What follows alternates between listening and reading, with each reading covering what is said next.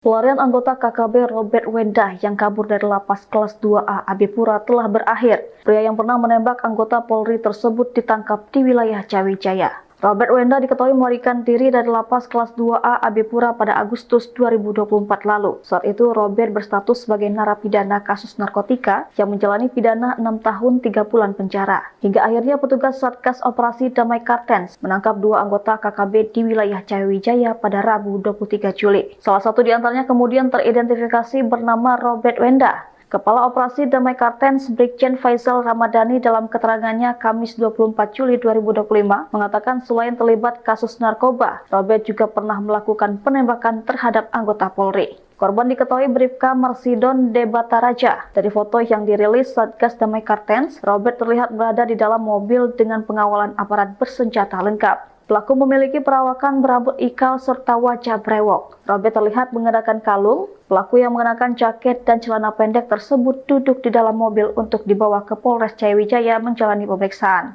Robert dan rekannya kini telah digelandang ke Polres Cawijaya guna menjalani proses pemeriksaan lebih lanjut. Aparat turut menyita barang bukti untuk mendukung pembuktian keterlibatan pelaku dalam jaringan kekerasan bersenjata. Download Tribun X sekarang, menghadirkan lokal menjadi Indonesia.